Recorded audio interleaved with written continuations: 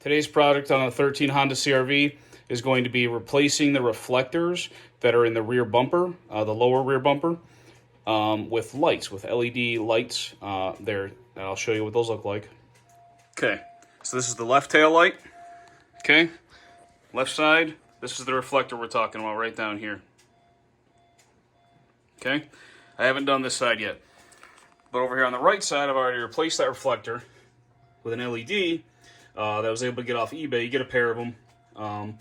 And so the way this works now is this lights up at this brightness for the tail lights, and I wired it in so that when my turn signal's on, it'll also flash brighter along with the turn signal. So I'll walk you through how we get those out, how we wire up the new ones. You can also wire them up if you want this to act like a brake light also, right? So when you hit the brakes, then it gets brighter. But I chose to use the turn signal option because for me, I think that's more useful. So here we go. This is the original right side reflector, okay? That's exactly how it would look on the car. The way it works is this side gets inserted first into the hole, then it clips in, okay? On the original, there is a stainless metal clip here that's attached. You have to release the clip, pull it off, and then you'll attach it to the new light. So this is the left side reflector. And this is the left side light that I bought. And this is the right side reflector. But I just wanted to show you, sort of side by side what we're looking at here. You got two Phillips head screws, one there, one there. You can just grab this firmly.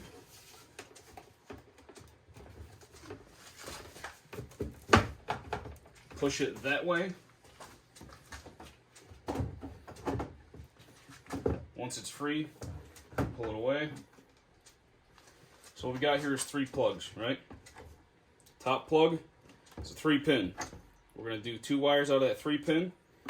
The second is a black 2-pin. Don't need that because that's the reverse lights.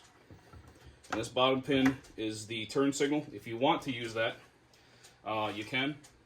You can wire these up, like I was saying, either to be brighter when the brakes are applied or brighter in conjunction with a turn signal. So now that's the whole tail light is out of the way now. This side I already did. There's nothing in the way over there because the muffler's there. So you can actually get right underneath that one real easy. This one I'm going to have to take out these clips for the left side. 1, 2, 3. And then that should let me pull that out of the way. Okay, so after removing one more clip that's back here, right behind the mud flap, I was able to pull this outward at the same time I was pulling this downward, and it's giving me just enough room to work. I'm going to try and get the light in here so you can kind of see what the back of this thing looks like. It's a little tricky, so we'll see what we can do here. So we're still looking at that reflector, right? Okay, so you can see the back of the reflector now. That little metal clip, you're going to press that in a little bit. Press in on it a little. Pops the reflector right out.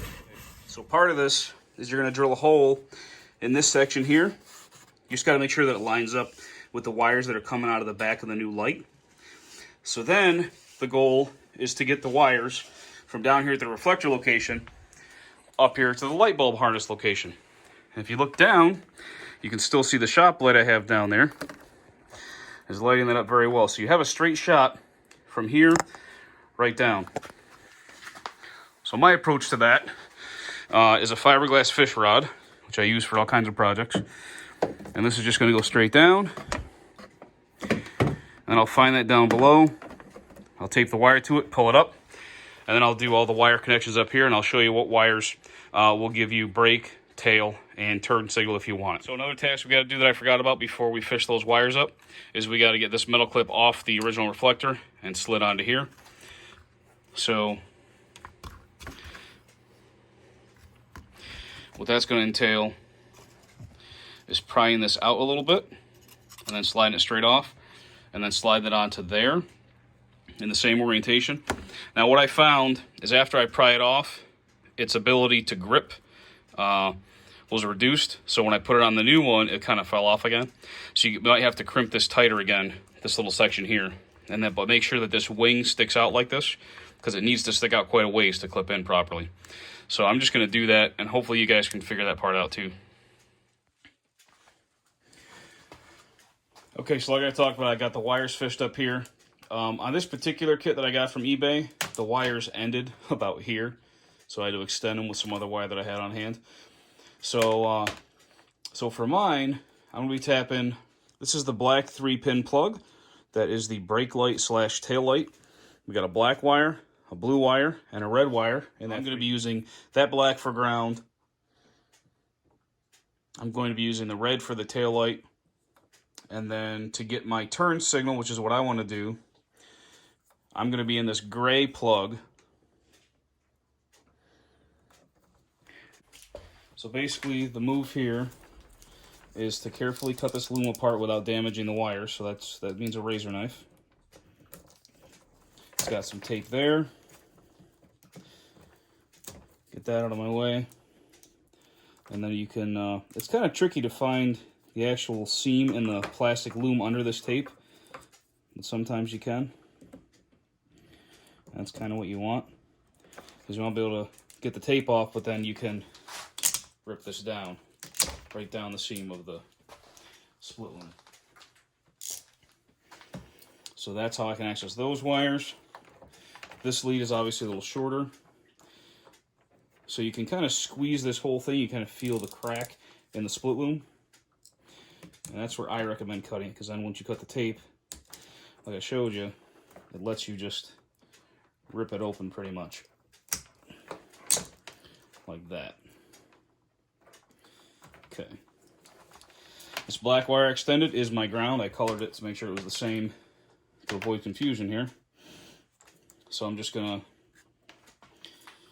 cut this open, just like that. I can probably reduce the length on this wire a little bit here, the new wire I added. Then I'm going to strip these both.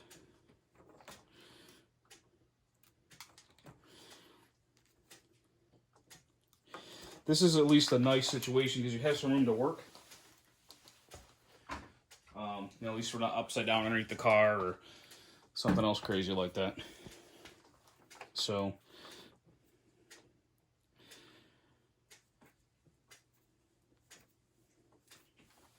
this is also important while you're soldering these to make sure you get a good connection, because if you don't, you have the potential to cause your own taillights not to work. Probably not today, but if you get corrosion in there, bad connection, that's a potential hazard if you're not careful.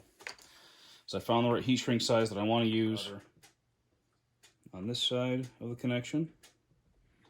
This isn't really a soldering tutorial, but maybe I've got a technique that someone else could learn from for something. Maybe not. So I'm going to put some solder on both sides of the connection. It's called tinning it. Be careful with the dripping solder because you'll get it on your plastic here. I have pretty decent control of my solder to keep it from dripping on anything important or too important. So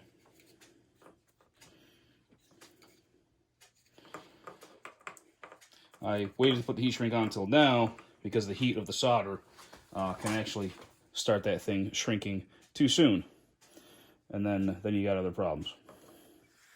You also want to be careful with your heat gun.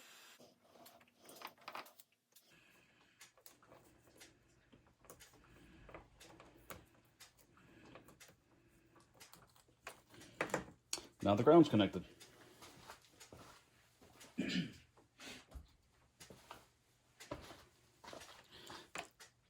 So now I'll do the same thing with my white wire, but that's okay. So this is what these reflectors end up looking like with just the taillights on. And this is with left turn signal also. Now it's flashing quickly right now because I don't have the regular bulb installed up top right now. But when I install the regular bulb back up here, and the housing, you know, the whole taillight goes back in, that's going to slow down to a regular turn signal rate.